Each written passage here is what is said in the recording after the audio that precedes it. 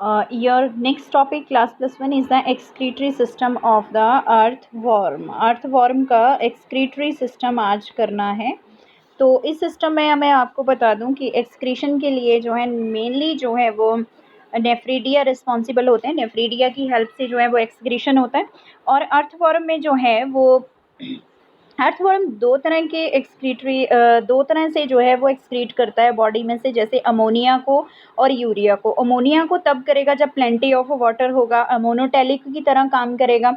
Then उसके बाद जो है अगर पानी नहीं है तो ये सिर्फ यूरिया को ही अपनी बॉडी से एक्सक्रीट करेगा, तो यूरिकोटैलिक ऑर्गेनिज्म कहलाएगा. तो मतलब अर्थवर्म जो है वो यूरिकोटैलिक भी है और अमोनोटैलिक भी है. तो सबसे पहले देखते हैं कि इसमें जो है वो एक्सक्रीटरी ऑर्गन्स जो हैं अर्थवर्म के, ये सेगमेंटली अरेंज्ड होते हैं, माइक्रोस्कोपिक होते हैं. नेफ्रीडिया मोस्टली 3 टाइप्स के होते हैं. पहला सेप्टल नेफ्रीडिया, दूसरा इंटेगुमेंट्री नेफ्रीडिया, तीसरा फेरेंजियल नेफ्रीडिया. सो पहला जो सेप्टल नेफ्रीडिया है, सेप्टल नेफ्रीडिया जो है वो 50th सेगमेंट के बाद जो है स्टार्ट हो जाता है. और हर एक सेगमेंट जो है अर्थवर्म में उसमें जो है वो 80 to 100 जो है 80 to 100 सेप्टल नेफ्रीडिया होते हैं हर एक सेगमेंट में. और सेप्टल नेफ्रीडिया स्टार्ट हो जाता है अर्थवर्म के 50th सेगमेंट से. और इनकी जो डक्ट्स हैं वो ओपन अप होती हैं किसमें, इंटेस्टाइन में. जो सेप्टल नेफ्रीडिया है इनकी जो डक्ट्स हैं वो कहाँ पे ओपन अप होती है, इंटेस्टाइन में. तो इसलिए जो है इंटेस्टाइन में इनकी जो डक्ट्स हैं जो हैं वो ओपन अप होती हैं, तो इसलिए हम इनको जो है एंटीरोनेफ्रिक नेफ्रीडिया बोलते हैं. एंटीरोनेफ्रिक नेफ्रीडिया. एंटीरोनेफ्रिक क्यों बोलते हैं, क्योंकि सेप्टल नेफ्रीडिया जो है उनकी जो डक्ट्स हैं वो ओपन अप होती हैं किसमें, इंटेस्टाइन में, इसलिए हम नाम लेते हैं एंटीरोनेफ्रिक नेफ्रीडिया. देन उसके बाद जो है वो सेकंड है इंटेगुमेंट्री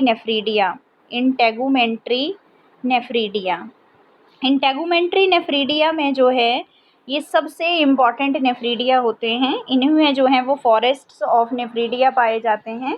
ये एक्चुअली जो हैं पहले 2 सेगमेंट्स को छोड़ के बाकी सभी सेगमेंट्स जो हैं अर्थवर्म के, इस तरह से अर्थवर्म होता है, उसके जो सेगमेंट्स होते हैं, तो फर्स्ट सेगमेंट और सेकंड सेगमेंट को छोड़ के बाकी जितने भी सेगमेंट्स हैं उन सभी सेगमेंट्स में इंटेगुमेंट्स के बीच में इंटेगुमेंट्री नेफ्रीडिया पाए जाते हैं.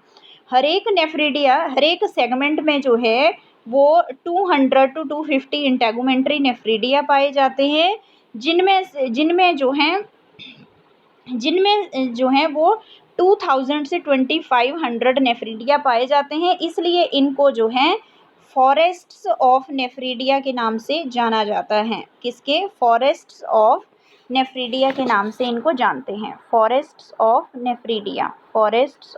नेफ्रीडिया किसको बोलते हैं, इंटेगुमेंट्री नेफ्रीडिया को बोला जाता है.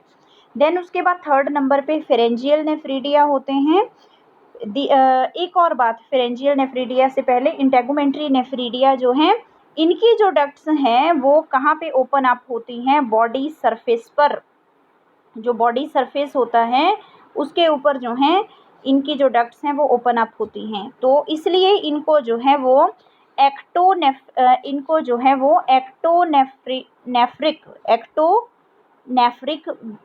नेफ्रीडिया बोला जाता है. इंटेगुमेंट्री नेफ्रीडिया को क्या बोला जाता है, एक्टोनेफ्रिक नेफ्रीडिया. देन उसके बाद जो है फेरेंजियल नेफ्रीडिया है थर्ड नंबर पे. फेरेंजियल नेफ्रीडिया जो है वो 3 पेयर्स ऑफ ग्रुप्स में प्रेजेंट होते हैं, 1 pair in each of 40th, 50th and 60th segment. 3 pairs होते हैं फेरेंजियल नेफ्रीडिया के 4th, 5th and 6th segment में.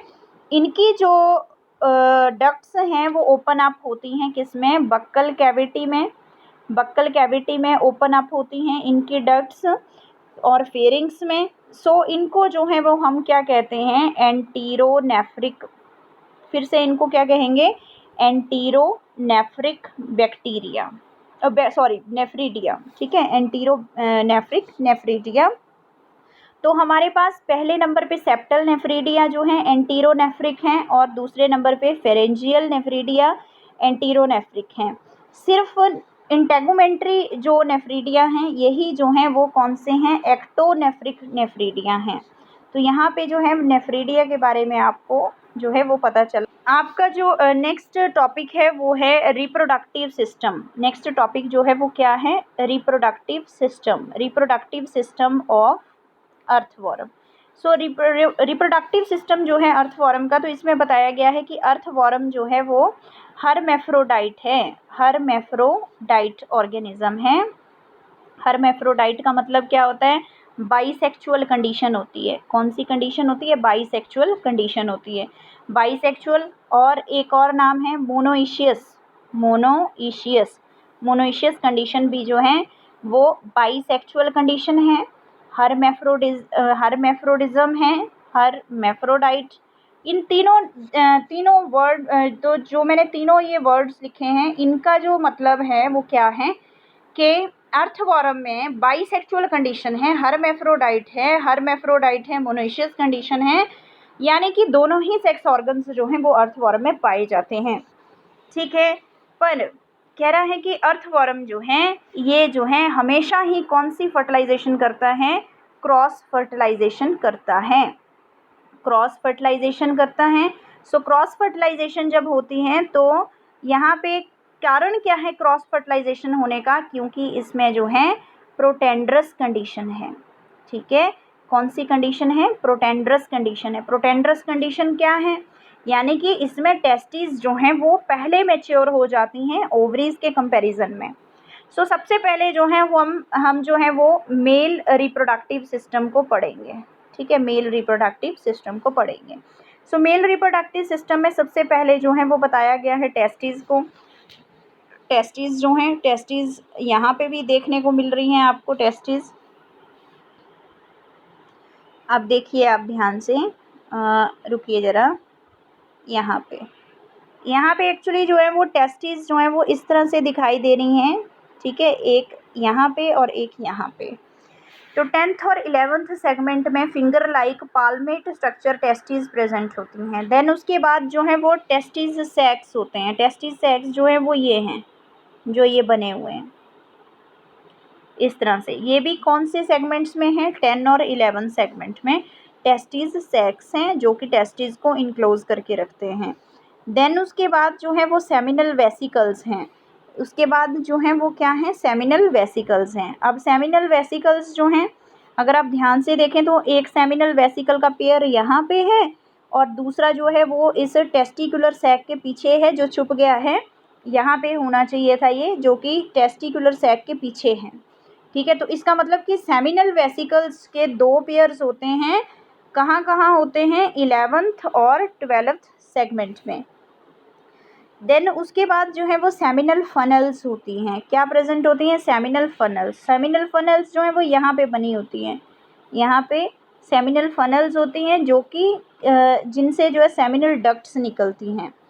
सेमिनल फनल्स जो हैं 2 पेयर्स होते हैं, फनल लाइक होती हैं, जो कि जिनका काम क्या होता है कि ये जो सेमिनल वेसिकल है, इस सेमिनल वेसिकल्स में जो भी यहाँ पे स्पर्म्स बनेंगे उन स्पर्म्स को रिसीव करने का काम किसका होगा, सेमिनल फनल का होगा। यानी कि सेमिनल वेसिकल से ये जो सेमिनल वेसिकल हैं ये स्पर्म्स को बनाएंगी और सेमिनल फनल्स में भेज देंगी। उसके बाद जो है वो फनल में से स्पर्म्स जो हैं वो किस में आ जाएंगे, वासा डेफरेंस में आ जाएंगे, वासा डेफरेंशिया, ये दोनों डक्ट्स में। फिर यहाँ से स्पर्म्स जो हैं ये जो है वो पहुँच जाएंगे कहाँ पे, नीचे प्रोस्टेट ग्लैंड में। ठीक है, वासा डेफरेंशिया से प्रोस्टेट ग्लैंड में। प्रोस्टेट ग्लैंड जो है वो 70th से 21th सेगमेंट में जो है वो प्रेजेंट है। यहाँ पे 70th से लेके 21 सेगमेंट तक जो है ये प्रोस्टेट ग्लैंड जो है वो प्रेजेंट है। प्रोस्टेट ग्लैंड जो है प्रोस्टेटिक सिक्रीशन करती हैं। तो यहाँ पे जो है वो सारे के सारे स्पर्म्स जो हैं वो यहाँ पे मिक्सअप हो जाते हैं। देन उसके बाद जो है यहाँ पे मेल गोनोपोर होती हैं। यहाँ पे जो हैं वो ये देखिए मेल जेनिटल पोर यहाँ पे। तो एक्चुअली हुआ क्या यहाँ पे कि यहाँ पे जो हैं वो स्पर्म्स बने। ठीक है, यहाँ पे स्पर्म्स बने, फिर ये सेमिनल फनल्स में आ गए, फिर वासा डेफरेंशिया से प्रोस्टेट ग्लैंड में, फिर इस ग्लैंड ने भी सिक्रीशंस की और फिर उसके बाद जो है वो मेल गोनोपोर में ये सेक्रीशन हो जाती है। देन इसके बाद जो है कुछ असेसरी ग्लैंड्स भी जो हैं वो प्रेजेंट हैं, असेसरी ग्लैंड्स प्रेजेंट हैं, जैसा कि आप यहाँ पे और यहाँ पे और यहाँ पे देख सकते हो। ठीक है, कहाँ पे? यहाँ, यहाँ और यहाँ पे। ये कौन से सेक्शन है? ये 70th और 90th सेगमेंट हैं। ये 17 है, ठीक है, यहाँ पे ये 17 पोजीशन पे हैं और यहाँ पे ये 19 पोजीशन पे हैं असेसरी ग्लैंड्स। असेसरी ग्लैंड्स का फंक्शन क्या होता है कि ये जो है ये स्लाइमी सेक्रीशन करते हैं, स्लाइमी सेक्रीशन करते हैं। स्लाइमी सेक्रीशन से जो है स्लाइम प्रोड्यूस होता है, जिससे 2 अर्थवर्म्स जो हैं वो टुगेदर होते हैं ड्यूरिंग कॉपुलेशन। देन उसके बाद जो है वो फीमेल रिप्रोडक्टिव सिस्टम है। अगर बात करें फीमेल रिप्रोडक्टिव सिस्टम की, तो आप देख सकते हैं कि यहाँ पे जो है ये फीमेल रिप्रोडक्टिव सिस्टम है, ठीक है, फीमेल रिप्रोडक्टिव सिस्टम है। यहाँ पे फिंगर लाइक ओवरीज प्रेजेंट हैं, देन उसके बाद ओविडक्ट्स प्रेजेंट हैं और इस तरह से अटैच्ड हैं। तो ये यहाँ पे ओवरीज जो हैं वो यहाँ पे 12th और 13th सेगमेंट में प्रेजेंट हैं। ईच ओवरी जो है वो फिंगर लाइक स्ट्रक्चर से, ये जो ओवरी है इसका स्ट्रक्चर अगली डायग्राम में मैं बताती हूँ। यहाँ पे देखिए कि ये ओवरी जो है इसका स्ट्रक्चर है, यहाँ पे फिंगर लाइक प्रोजेक्शंस हैं इस तरह से बनी हुई, यानी कि इस तरह से फिंगर लाइक प्रोजेक्शंस हैं ओवरीज की। देन इन्हीं फिंगर लाइक प्रोजेक्शंस में इसमें एग्स प्रेजेंट हैं, ओवेरियन लोब्स प्रेजेंट हैं, ठीक है, तो ये एग्स का स्ट्रक्चर है। देन उसके बाद मेल रिप्रोडक्टिव सिस्टम का एक पार्ट रह गया स्पर्मेथिका। स्पर्मेथिका जो है ये कहाँ पे प्रेजेंट होते हैं? ये जो स्ट्रक्चर्स हैं ये यहाँ पे हैं, यानी कि ये 6, 7, 8, 9 सेगमेंट जो है अर्थवर्म का, वहाँ पे स्पर्मेथिके प्रेजेंट होते हैं और इन्हीं स्पर्मेथिका में से स्पर्म्स रिलीज होते हैं और ये स्पर्म्स जो हैं वो आगे जो हैं वो फर्टिलाइजेशन का काम करते हैं। यहाँ पे जो है स्पर्मेथिका का स्ट्रक्चर बताया है कि इसमें स्पर्मेथिकल एपर्चर होता है जिसमें सिर्फ स्पर्म्स बाहर को निकलते हैं। देन उसके बाद स्पर्मेथिका का नेक होता है जो कि नैरो नेक होता है। एक जो है डाइवर्टिकुलम का स्ट्रक्चर होता है और इनर साइड की तरफ जो कि पाउच लाइक सीकम की तरह काम करता है। देन उसके बाद एम्पूला होता है, एम्पूला जो है वो पियर शेप स्ट्रक्चर होता है। तो इस तरह से डिस्क्राइब करना है आपने किसको? स्पर्मेथिका को। तो इसी तरह से जो अर्थवर्म है उसका जो है एक्सक्रीटरी सिस्टम और रिप्रोडक्टिव सिस्टम जो है वो फिनिश होता है।